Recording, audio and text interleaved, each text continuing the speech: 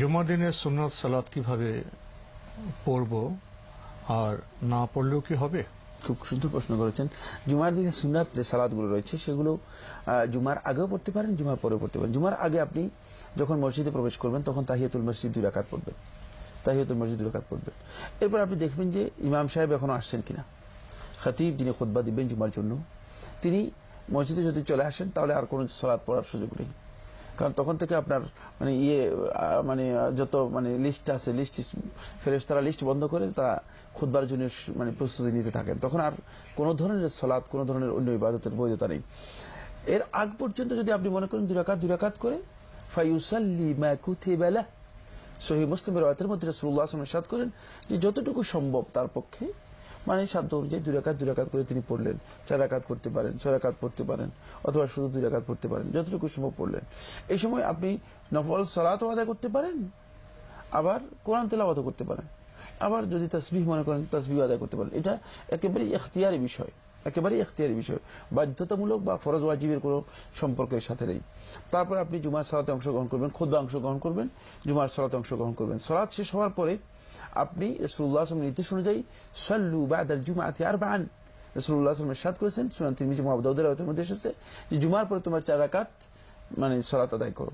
যে হাদিসের মাধ্যমে সাব্যস্ত হয়েছে জুমার পরে এটাকে বা'দাল জুমআ বলা হয় থাকে। জুমার পরে 2 রাকাত করে 4 রাকাত পড়লেন, 2 রাকাত করে 4 রাকাত আদায় করলেন জুমার পরে, এটা সুন্নাত হিসেবে। অন্য একটি হাদিসের মধ্যে আয়েশা রাদিয়াল্লাহু আনহা বর্ণনা করেন, তিনি বলেন রাসূলুল্লাহ সাল্লাল্লাহু আলাইহি ওয়াসাল্লাম জুমার দিনে যখন ফিরে আসতেন ঘরের মধ্যে, তিনি ঘরে এসে ফায়ুসাল্লি রাকাতাইনি ফিহি, ঘরের মধ্যে তিনি 2 রাকাত পড়তেন, ঘরের মধ্যে 2 রাকাত পড়তেন। তাহলে কেউ যদি মসজিদে পড়ে তিনি 4 রাকাত পড়বেন, আর ঘরে পড়লে তিনি 2 রাকাত পড়বেন। এই তাহকিকটুকু করেছেন শাইখুল ইসলাম ইবনে তাইমিয়া রাহমাতুল্লাহি মাজিদ ফাতাওয়ার মধ্যে, এবং এটাকে অনেক উলামায়ে কেরাম এই তাহকিককে সমর্থন করেছেন। যেহেতু রাসূলুল্লাহ সাল্লাল্লাহু আলাইহি ওয়াসাল্লাম কোন আমল যখন করতেন, প্রত্যেকটি আমলের মধ্যে একটা হিকমত, অত্যন্ত গুরুত্বপূর্ণ রহস্যের মধ্যে থেকে যেত।